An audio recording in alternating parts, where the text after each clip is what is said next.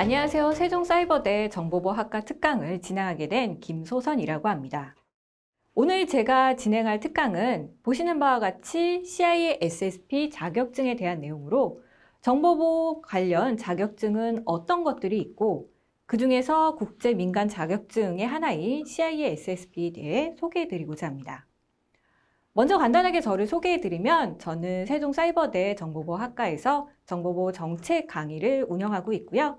또한 강의를 담당하기 전에는 정보보호 관련 회사에서 암호 모듈을 개발하는 개발자였습니다만 정보보호 및 개인 정보보호 컨설팅 업무를 수행하는 컨설턴트로도 활동하였습니다. CISSP는 이제 개발 업무를 수행을 하면서 독학으로 이제 시험을 준비해서 2007년에 취득을 했었고요. 그 이후에는 컨설팅 업무에 필요해서 개인 정보보호 관련 자격증을 취득하였습니다.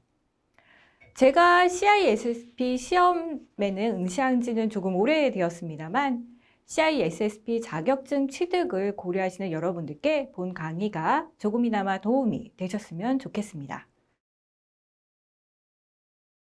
오늘 제가 말씀드린 내용은 다음과 같습니다.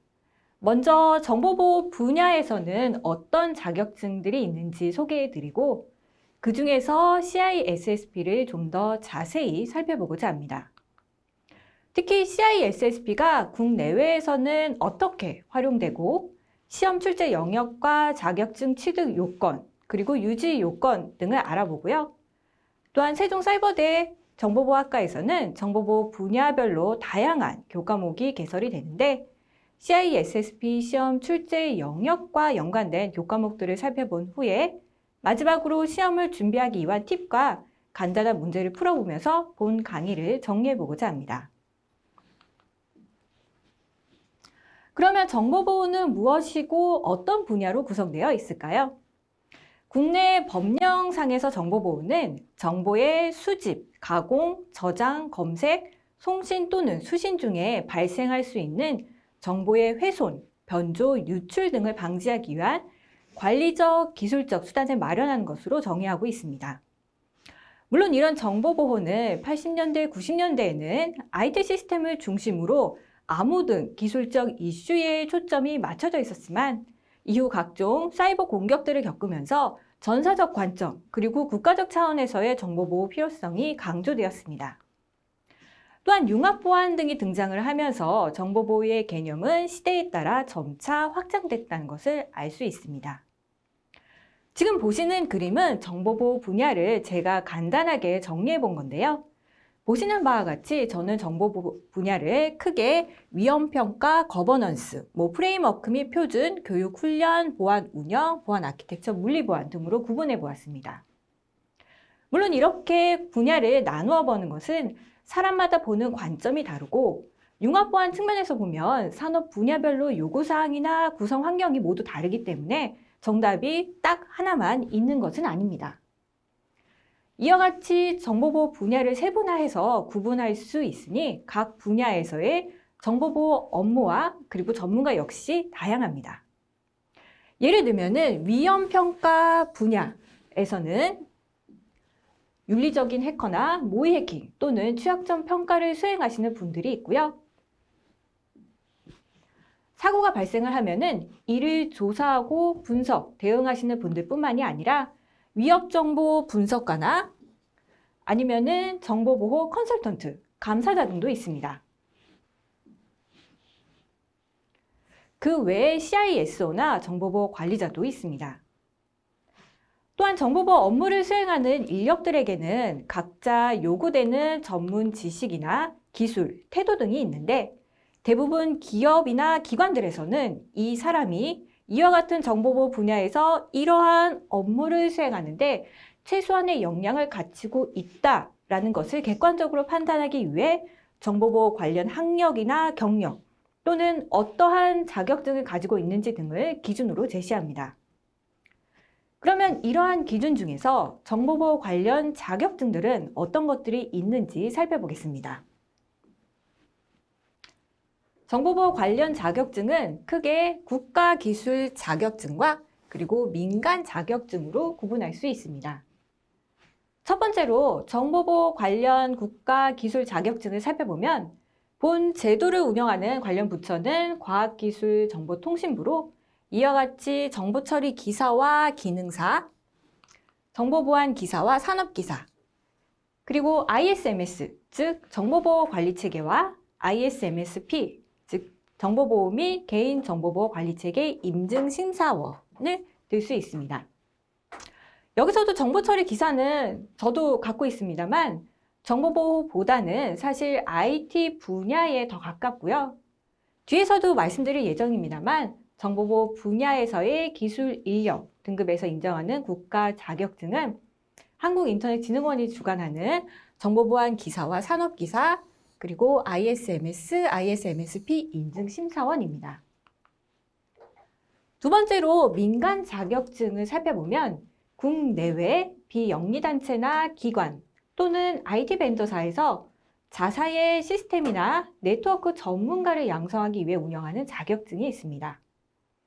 이러한 자격증을 운영하는 대표적인 곳은 이와 같이 ISC 스퀘어나 ISACA, 그리고 컴티아 또는 EC 카운슬, 그리고 시스코나 오라클 등을 들 수 있습니다.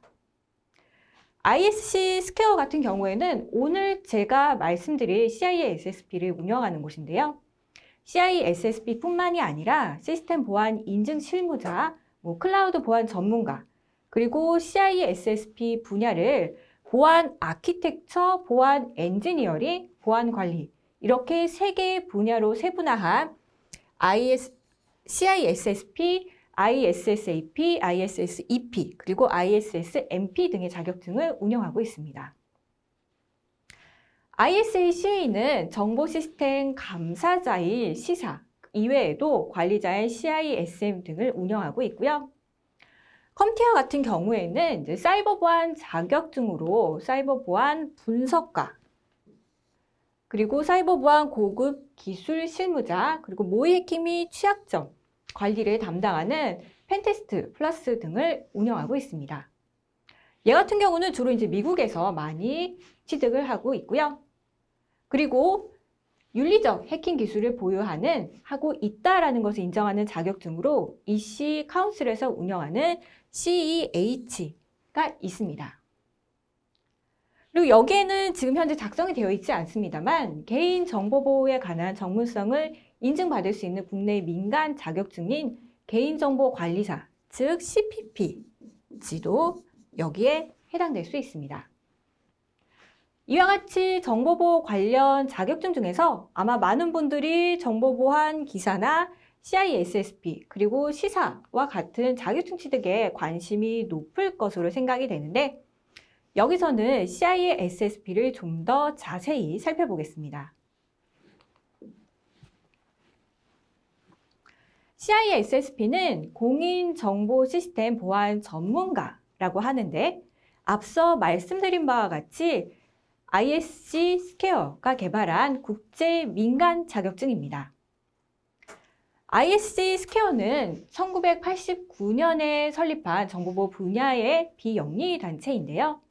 제가 앞서 정보보호 분야를 구분해 본 것과 같이 ISC 스퀘어에서는 정보보호 관련 전문가들이 모여서 조직의 자산을 보호하면서 미션을 수행하기 위해 정보보호 관점에서 조직의 위험을 파악을 하고 이러한 위험을 관리하기 위해 정보보호 전문가는 어떤 지식과 기술을 가지고 무엇을 수행하면 되는지, 또한 조직의 정보보호 수준을 어떻게 유지할 수 있는지 등을 도메인별로 묶어서 정의를 합니다. 이것이 바로 여기 있는 CBK, 즉 정보보호에 관한 공통지식체계라고 합니다. 따라서 CISSP는 CBK에서 규정한 정보보호 기본 원칙, 즉 조직의 미션을 달성을 할 수 있도록 위험관리 기반의 정보보호 접근 방식을 이해하고 조직의 전반적인 보안을 비용 대비 효과적으로 설계, 구축, 관리하기 위해 요구되는 정보보호 전문가의 기술 및 관리 지식, 그리고 경험을 검증하는 시험으로 1944년부터 시작하였습니다.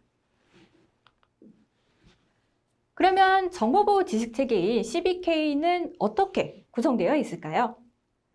이와 같이 보안 및 위험 관리부터 소프트웨어 개발 보안까지 총 8개의 분야로 구분되어 있고요. IT 기술이 발전함에 따라서 정보보호 역시 끊임없이 변화하고 있기 때문에 이 분야들 역시 주기적인 검토 작업을 통해서 클라우드, 또한 IoT 보안 등과 같은 최신 주제를 반영하고 있습니다.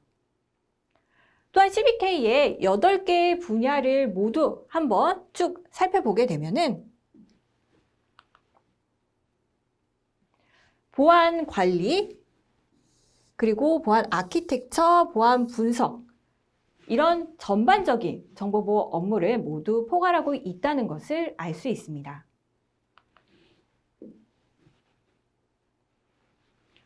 다음으로 CISSP 시험은 현재 CAT 시험과 선형 시험으로 진행이 되고 있습니다.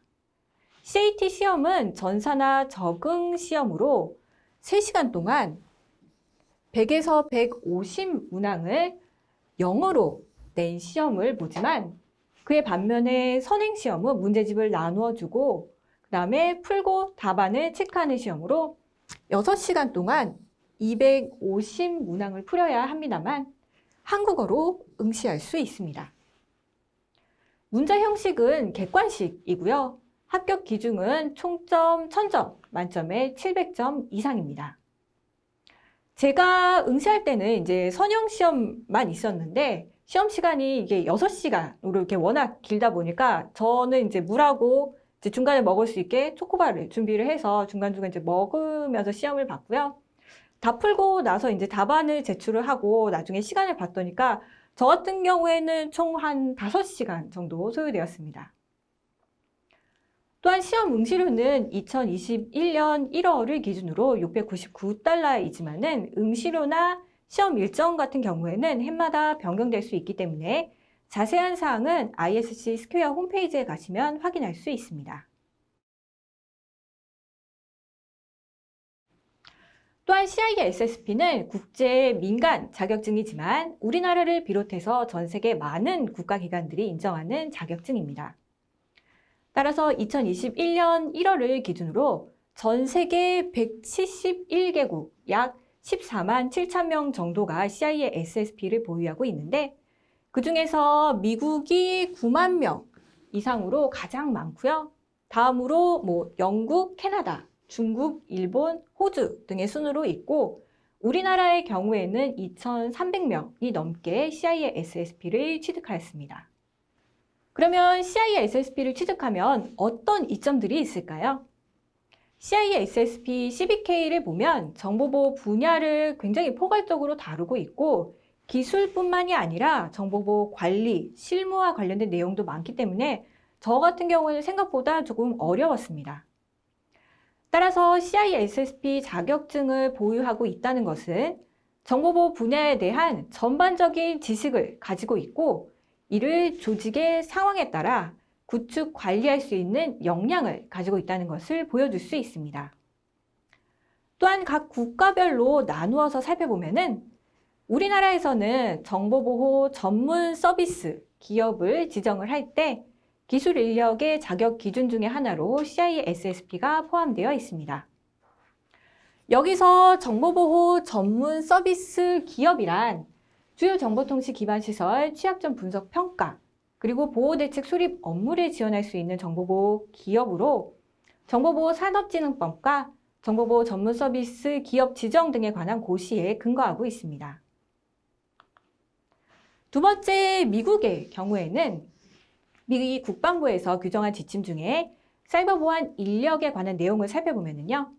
국방부 시스템에 이와 같은 시스템의 접근 권한을 가진 내외국인 모든 직원들에게는 안시라고 하는 미국 국가표준협회가 인정하는 자격 취득을 요구하고 있습니다. 뒤에서 자세히 살펴보겠지만 사이버 보안 업무를 이와 같이 정보 보증의 기술, 그리고 관리, 시스템 아키텍처 및 엔지니어링으로 구분을 하고 인력의 수준을 3단계로 나누어서 안시가 인정하는 자격증이 나열되어 있는데 그 중에 CISSP가 포함되어 있습니다. 세 번째 이제 호주를 살펴보면은 사이버 보안 전담 기관인 ACSC에서는 ICT 그리고 보안 평가 및 위험 관리를 수행하는 IRAP 평가자라고 하는 정보보호 평가자 등록 프로그램을 운영하고 있습니다. 여기서 필수 자격으로 CISSP 그리고 CISM 시사등이 지정이 되어 있고요. 네 번째, 일본의 경우에는 일본 마이크로소프트사나 아니면 NEC 등과 같은 민간 기업에서 CISSP 보유 인력을 확대하겠다는 발표가 있었고, 일본 정부는 학계와 공동으로 사이버 보안 전담 기관인 NISC를 비롯한 정보기관의 정보보호 담당자를 대상으로 CISSP 입문 교육 과정을 신설해서 운영하고 있습니다. 또한 중국에서도 정보기업의 정보보호 전문가 지원 자격으로 CISSP를 요구하고 있다는 경우가 있다고 합니다. 이 중에서 우리나라의 정보보호 기술 인력의 자격 기준과 그리고 미국의 경우를 조금 더 자세히 살펴보겠습니다. 정보보호 산업법 시행규칙 제8조를 보면 정보보호 전문 서비스 기업의 지정 기준이 규정되어 있고, 또한 별표 1에서는 제8조 제1호와 관련된 기술 인력의 자격 기준이 정의되어 있습니다. 물론 이 기술 인력의 자격 기준은 법령을 기준으로 정보보호 전문 서비스 기업 지정 시에 사용되는 기준입니다만, 정보보호 컨설팅이나 관련 프로젝트를 제안을 할 때 참여하는 인력 등급을 기재하기 위해서 활용하기도 합니다. 기술 인력은 크게 관련 자격 또는 학력을 보유한 사람과 그리고 보유하지 않은 사람, 이렇게 두 개로 나누어 규정이 되어 있지만, 여기서는 관련 자격 또는 학력을 보유한 사람의 기준만 작성되어 있습니다. 기술 인력은 이와 같이 초급, 중급, 고급, 특급 총 4단계로 구분이 되어 있고, 각 등급별로 자격 기준은 이와 같습니다. 물론 초급 인력이 중급으로, 중급 인력이 고급으로, 고급 인력이 특급으로 되기 위해서는 이와 같은 자격뿐만이 아니라 해당 등급의 자격 기준을 취득한 후에 3년 이상의 정보보호 경력이 필요합니다. 여기서 보면은 등급별 자격 기준에 정보보호 관련 국내외 자격 취득이 포함되어 있는데요. 이는 정보보호와 밀접한 관계가 있는 국내 또는 외국의 기술 자격으로 과기정통부 장관이 정하는 자격을 말합니다.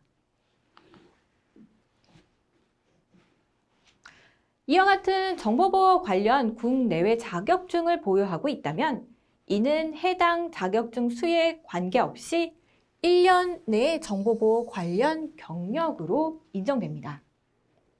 그러면 과기정통부 장관이 정하는 자격증은 어떤 것들이 있을까요? 국내 기술 자격으로는 정보보안 기사와 산업기사, 그리고 정보보호 전문가, ISMS, ISMSP 인증심사원, 정보시스템 감리사가 있는데, 이 중에서 정보보호 전문가, SIS는 정보보안 기사와 산업기사가 신설이 되면서 폐지되고 현재 유지만 되고 있습니다. 또한 국제 기술 자격증으로는 이와 같이 CISSP와 시사가 지정되어 있습니다.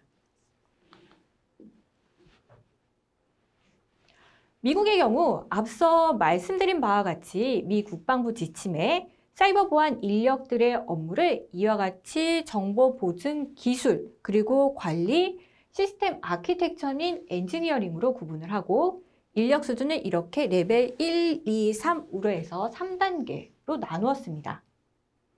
여기서 레벨 1 같은 경우에는 4년 이하, 그리고 레벨 2 같은 경우에는 5년에서 10년 정도, 그리고 레벨 3은 10년 이상의 업무 경력을 요구를 하고 각 수준별로 안시가 인정하는 관련 자격증들이 이렇게 나열되어 있습니다. CISSP 이외에도 다양한 자격들이 있는데요. CISSP 같은 경우에는 IAT, 즉 기술과 관련된 곳에서는 레벨 3에서 IMA 레벨 같은 경우에는 2와 3, 그리고 마지막에 IASE 같은 경우에는 전 레벨에서 레벨에서 CISSP가 요구되는 것을 알 수 있습니다.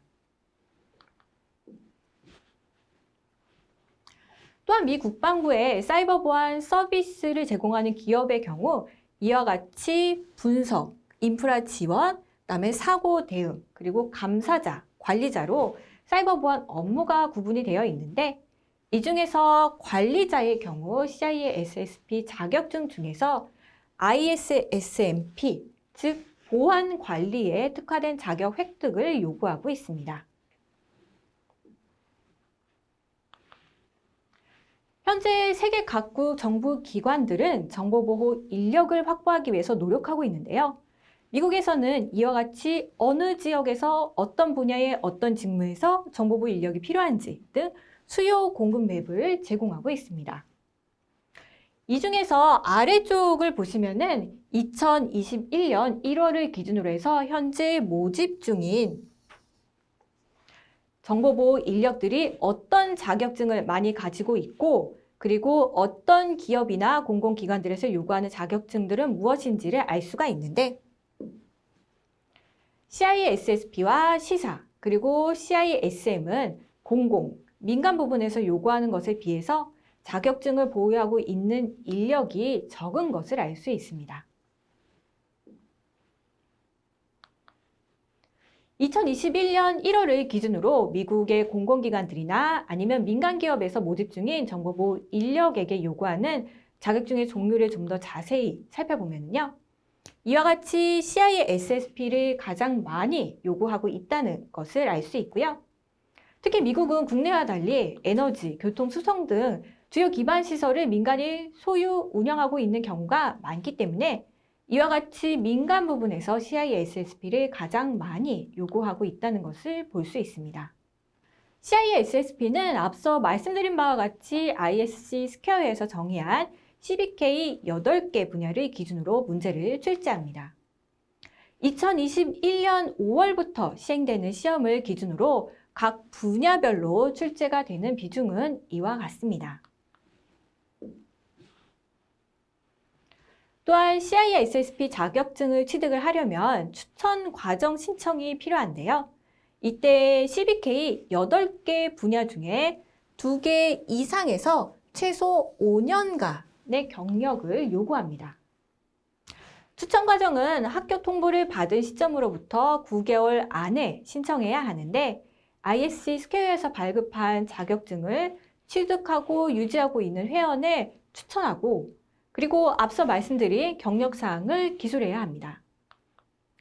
특히 경력사항은 기간, 그리고 분야별 관련 업무 내용을 영어로 작성을 해야 하는데요. 4년제 대학 학위 또는 ISC 스퀘어가 인정하는 자격증을 보유하고 있는 경우에는 1년의 경력으로 인정합니다. 그러나 이러한 경력 요구사항을 만족하지 못하는 경우에는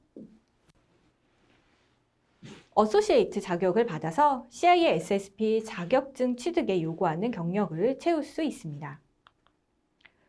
또한 CISSP는 자격증을 취득했다고 해서 끝나는 것이 아니라 유지 조건이 있습니다.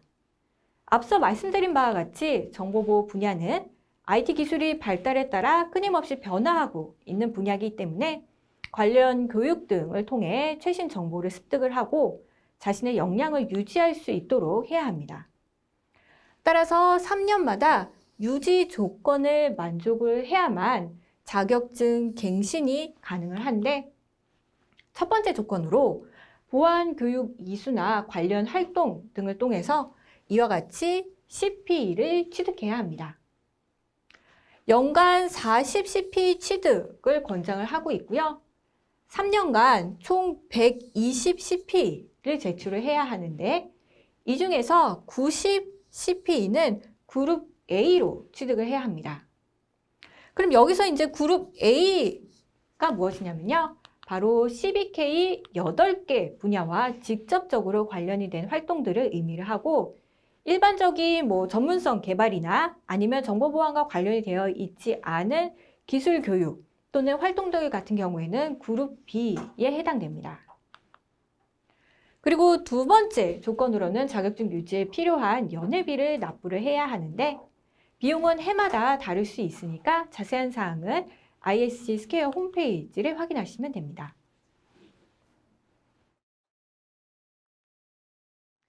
자, 그러면 여러분들이 CISSP 자격증을 취득을 하기 위해서는 먼저 CISSP CBK의 8개 분야별로 시험을 준비를 해야 하는데요. 세종사이버대 정보보호학과의 교육과정을 살펴보면 CBK 분야와 연관성을 가진 교과목을 확인할 수 있습니다. 세종사이버대 정보보호학과 교과과정 로드맵을 보시면은 여러분들이 수강 신청을 하실 때 각 과정별로 어떤 교과목을 이수를 하면 좋은지 기초, 핵심, 응용으로 이렇게 구분을 해서 교과목이 나열이 되어 있는데 이를 기준으로 CBK 분야별로 연관된 교과목을 한번 기술해 보았습니다. 첫 번째로 CISSP 보안 및 위험 관리 분야에서는 ISC 스퀘어, 윤리 강령 등을 비롯해서 보안 개념, 보안 거버넌스 원칙, 그리고 정보보안 관련 법규 및 규제, 보안 정책, 그 외에도 인사보안 정책 및 절차, 위험관리, 그리고 보안 인식 및 교육 훈련 등이 정의되어 있습니다.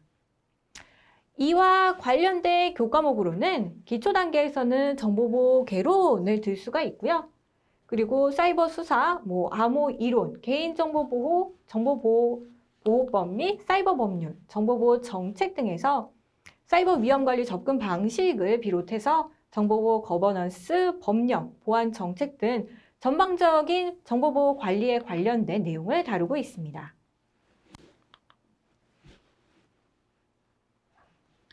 또한 조직에서는 정보보호 관리 체계를 마련을 하기 위해 먼저 보호해야 하는 정보, 그리고 자산이 무엇인지를 파악을 해야 하는데 이와 관련된 CBK 분야가 바로 자산 보안입니다. 이 분야는 자산의 식별 및 관리, 데이터 생명주기 관리, 그리고 DRM이다 아니면 DLP 등과 같은 데이터 보호 방법, 즉 데이터 보안 통제 및 규정 요구사항 등을 다루고 있습니다. 이와 관련된 교과목으로는 정보보호 개론 이외에도 개인정보보호, 보호, 그리고 정보보호 컨설팅, 정보보호보호법 및 사이버 법률, 산업보안 실무, 정보보안 실무 등을 들 수 있습니다.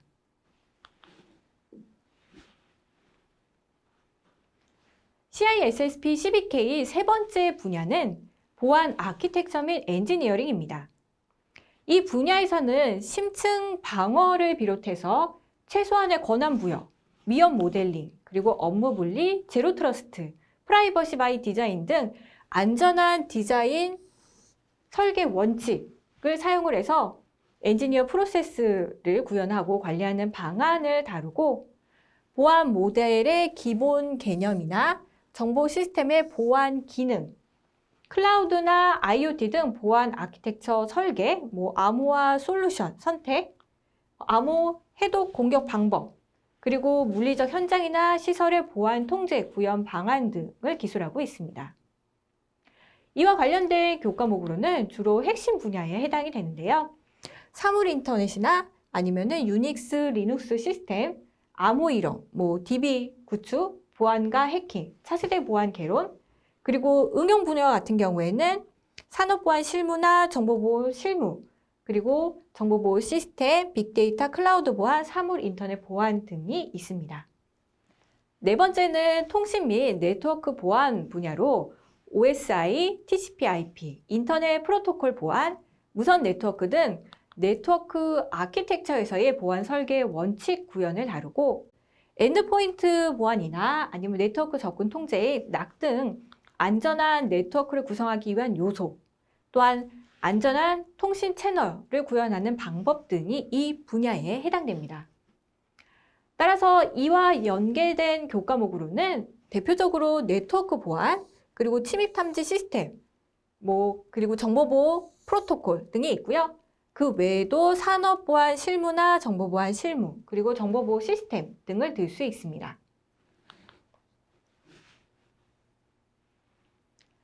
CBK 다섯 번째 분야는 아이디 및 접근 관리인데요.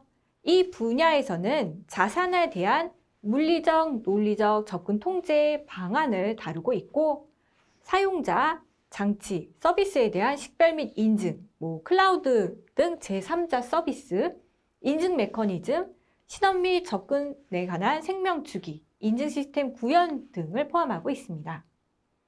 이와 관련된 교과목으로는 암호 이론, 그리고 정보보호 응용, 정보보호 프로토콜, 차세대 보안 개론, 그리고 정보보안 실무 등이 있습니다.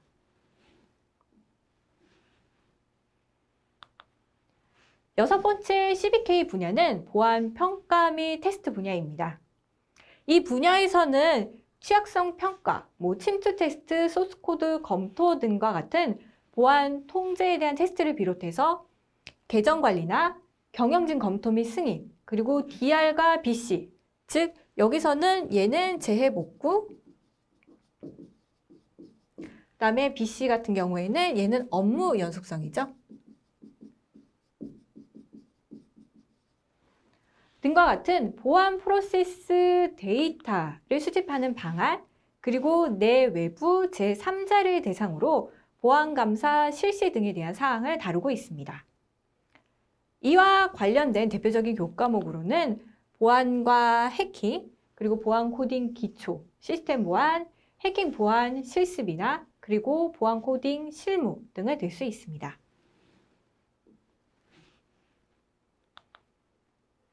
CBK의 7번째 분야는 보안 운영인데요. 디지털 포렌식, 로깅 및 모니터링 활동, 구성 관리 및 변경 관리 프로세스, 사고 관리, 그리고 방화벽, 침입 탐지 방지 시스템 등 탐지 및 예방 조치, 패치 및 취약점 관리, 복구 전략 및 DR 프로세스, 그리고 재복구 계획 테스트와 업무 연속성 계획에 관한 모의 훈련, 물리적 보안 구현 관리 등이 이 분야에 해당됩니다. 이와 관련된 교과목으로는 사이버 수사나 침입 탐지 시스템, 디지털 포렌식, 시스템 보안, 해킹 보안 실습, 정보 보호 시스템이나 보안 관제 실무, 그리고 침해 사고 대응 실무 등이 있습니다.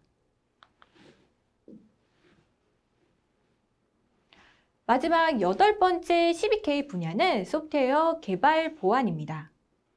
이 분야에서는 소프트웨어 개발 생명 주기의 보안 활동 및 개발 환경에서의 보안 통제, 효과성 평가, 그다음에 상용 및 오픈소스 등 소프트웨어 보안 영향 평가 방안, 보안 코딩 지침 등을 다루고 있습니다. 따라서 이와 관련된 교육과정은 주로 소프트웨어 개발과 관련된 교과목으로 자료구조 및 알고리즘, 그리고 보안 코딩 기초, 산업 보안 실무, 정보 보안 실무, 보안 코딩 실무 등을 낼 수 있습니다. 제가 CISSP 자격 시험에 응시했을 때는 제가 그때 당시에는 암호 모듈 개발과 유지 보수, 그리고 암호 관련 제품 테스트, 평가 등의 업무를 담당하고 있던 시기여서 보안 및 위험 관리, 통신 및 네트워크 보안, 아이디 및 접근 관리, 보안 운영 분야 등을 중심으로 저 같은 경우는 한번 정리를 해보고 그리고 시험을 준비하였습니다. 또한 문제를 보면은 일반적인 지식으로 해결할 수 있는 문제도 있습니다만 어떤 상황을 주어주고 그리고 이 상황에서 이러한 문제를 해결하기 위해서 가장 좋은 방법은 무엇인지를 선택하는 문제 같은 경우는 제 입장에서는 조금 어려웠던 것 같습니다. 따라서 여기서 말씀드리는 내용은 CISSP 합격 팁이라기보다는 어드바이스에 가깝지 않을까 생각을 합니다. 저는 CISSP 시험 관련 서적을 가지고 혼자 공부를 해서 준비하였기 때문에 먼저 CBK 분야별 내용을 전체적으로 이렇게 한번 정리를 해보고요. 시험 당일에는 조금 부족하다고 생각하는 분야별로 요점 사항을 다시 한번 살펴보았습니다. 또한 이렇게 정리해본 다음에 CISSP 관련 문제를 풀어봤는데요. 다양한 문제를 많이 풀어보는 것이 여기서는 가장 중요하다라고 생각을 합니다. 저는 처음에는 분야별로 나누어서 문제를 풀어본 다음에 그리고 모의 시험 문제들도 살펴보았고요. 최근에는 ISC 스퀘어 홈페이지를 보시면은 CISSP 공식 문제집이나 관련 서적, 앱 등을 소개를 하고 있고요. 아마존 등을 보면 CISSP 문제들을 모아놓은 서적들이 많이 있습니다. 최근 CISSP 문제들은 이제 비록 영어로 되어 있습니다만은 이러한 서적들을 참고를 해서 CISSP 시험에 어떤 문제들이 나오는지를 익히는 것이 필요합니다. 그리고 마지막으로는 이제 CISSP 시험 정보를 얻고 CISSP 자격을 유지하기 위한 커뮤니티에 참여하는 것도 좋습니다. 저 같은 경우는 이제 2007년에 CISSP 자격증을 취득을 했었습니다만 그 이후 제가 이제 일본에서 생활을 하면서 업무를 하다 보니까 자격 유지를 위한 CP 보안 교육에 참여를 하거나 정보를 얻기에는 좀 쉽지 않았습니다.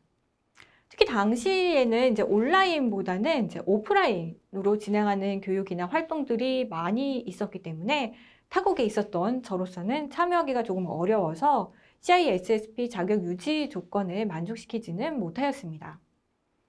그러나 이러한 커뮤니티에 참여를 함으로써 시험 정보를 비롯해서 자격 유지와 관련된 정보들을 보다 쉽게 공유할 수 있지 않을까 생각됩니다. 자, 그러면 마지막으로 CISSP 시험과 관련된 문제를 살펴보겠습니다. 여기서 다룰 문제들은 세종사이버대 정보보호학과의 교과 과정에서 다루는 내용과 CISSP 공식 문제를 참고로 해서 작성해 보았습니다. 첫 번째 문제. 하나는 이제 BCP를 수립을 하기 위해 유형자산 그리고 무형자산에 대한 평가를 수행을 하고 이를 기반으로 자원의 우선순위를 정하려고 합니다. 다음 중에서 가장 효과적인 정보보호 위험 산정, 즉 리스크 어세스먼트 방법은 무엇일까요? 1번은 정량적 기법이고 2번은 정성적 기법, 3번은 정량적, 정성적 기법의 조합, 그리고 4번은 둘 다 아닌. 이 중에서 정답은 몇 번일까요? 이 문제는 보안 및 위험 관리 분야와 연관된 문제로 정답은 3번입니다. 정보보호 정책 등에서 리스크 어세스먼트 방법에 대해서 다루고 있는데 위험 상정 방법은 대상 조직 및 특징, 요구사항, 수행기간 등을 고려를 해서 정성적이거나 아니면은 정량적일 수도 있고 또는 이들을 조합하여 사용할 수 있습니다. 첫 번째 정성적 기법은 잠재적 결과의 규모와 그 결과가 발생할 가능성을 높음, 중간, 낮음과 같은 3단계나 아니면은 4단계의 척도를 사용을 하는데 정량화하기 어려운 무형자산, 즉 정보의 평가에 용이합니다. 그에 반해 정량적 기법은 손실 및 위험의 크기를 금액으로 표시를 해서 비용 대비 효과성 분석, 예산 계획 수립 시에 용이합니다. 따라서 유형 자산을 평가할 때는 이와 같이 정량적 기법을 사용할 수 있기 때문에 하나는 이 두 기법을 조합해서 사용하는 것이 가장 효과적입니다. 추가 설명으로 정성적 산정은 상세 분석을 필요로 하는 위험을 초기에 식별을 하고 그 이후 중요한 위험에 대해서 정량적 분석을 시행할 수 있습니다.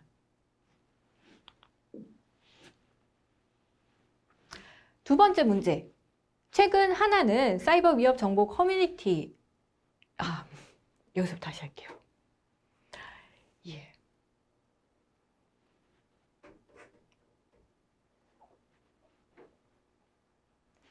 두 번째 문제. 최근 하나는 사이버 위협 정보 공유 커뮤니티에서 A사의 아파트 웹서버의 제로데이 공격에서 악용되는 취약점이 존재한다는 정보를 입수하였습니다. 하나는 자사에서 운영하고 있는 많은 시스템들 중에서 해당 취약점이 있는 시스템을 빨리 찾아야 하는데요. 다음 중 하나가 수행할 가장 좋은 방법은 무엇일까요? 1번 모든 서버를 대상으로 넥서스를 실행을 한다. 2번 CV에서 취약점 및 패치 정보를 찾아 검토한다. 3번 IDS 또는 IPS 보안 정책을 수정한 후에 업데이트한다. 4번 취약점 영향을 받는 버전을 식별을 하고 스캐너를 이용해서 시스템의 버전을 확인한다. 이 중에서 정답은 몇 번일까요? 정답은 4번입니다. 이 문제는 보안 평가 및 테스트 분야와 관련된 문제인데 먼저 문제에 나온 제로데이 공격이란 무엇인지 살펴보면요.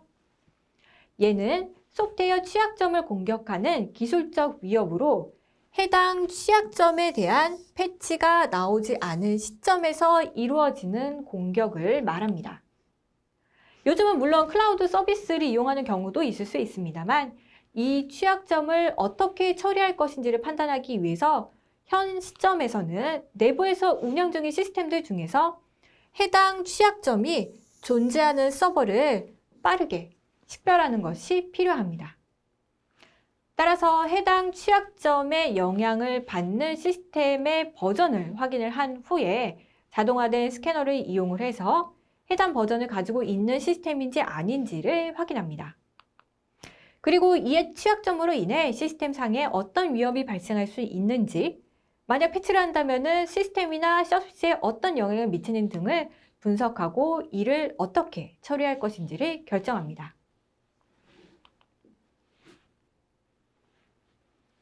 세 번째 문제, 다음 중 내 외부 보안 위협으로부터 사내 시스템과 어플리케이션을 보호하기 위한 기본적인 방어 수단이 아닌 것은 무엇일까요? 1번 IDS, IPS를 구축을 한다.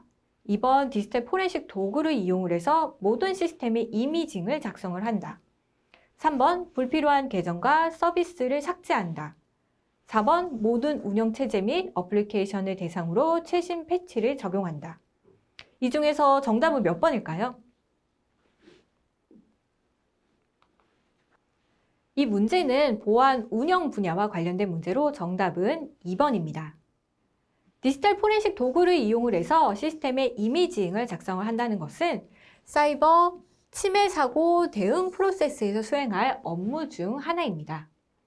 즉, 사고 발생 후에 이와 관련된 시스템을 대상으로 증거를 확보하고 수집하기 위해서 이미지 파일을 생성합니다. 따라서 내 외부 보안 위협에 대한 방어 수단으로 포렌식 도구를 이용을 해서 모든 시스템의 이미징을 작성할 필요는 없습니다. 마지막 네 번째 문제, 안전한 소프트웨어를 개발하기 위해 기존의 개발 방법론에 보안 활동을 적용하는 개발 방법을 소프트웨어 개발 보안 방법론이라고 합니다. 다음 중 SDLC, 즉 소프트웨어 개발 생명 주기 단계별로 수행하는 보안 활동이 잘못된 것은 무엇일까요? 1번 소스코드 검토는 설계 단계에서 수행하는 것으로 자동화된 도구를 이용할 수 있다. 2번 테스트 단계에서 수행하는 동적 분석은 소프트웨어 실행 환경에서 보안 약점을 분석한다. 3번 소프트웨어 구현 시 시큐어 코딩 가이드를 준수하여 개발한다. 4번 유지보수 단계에서는 보안 사고 관리 및 사고 대응, 패치 관리 등을 수행한다. 이 중에서 정답은 몇 번일까요? 정답은 바로 1번입니다. 이 문제는 소프트웨어 개발 보안 분야와 관련된 문제인데 여기서 안전한 소프트웨어란 신뢰성이 위협받는 상황에서도 시스템을 신뢰할 수 있는 상태를 유지할 수 있도록 만들어진 소프트웨어를 의미합니다. 따라서 SDLC 단계별로 보안 활동을 수행을 해서 발생 가능한 바로 취약점을 최소화하는 것이 목표입니다. SDLC의 설계 단계에서는 위험 모델링, 보안 설계 검토, 그리고 보안 통제 수립 등을 수행을 하는데 1번 소스코드 검토는 소프트웨어 구현 단계에서 수행하는 것으로 시큐어 코딩 규칙에 따라 개발이 완료된 코드를 대상으로 보안 약점 등을 검토를 하는데 이때 자동화된 도구를 활용할 수 있습니다. 지금까지 정보보호 관련 자격증에 대해 살펴보고 그 중에서 CISSP 자격 시험에 대해 좀 더 자세히 알아보았습니다.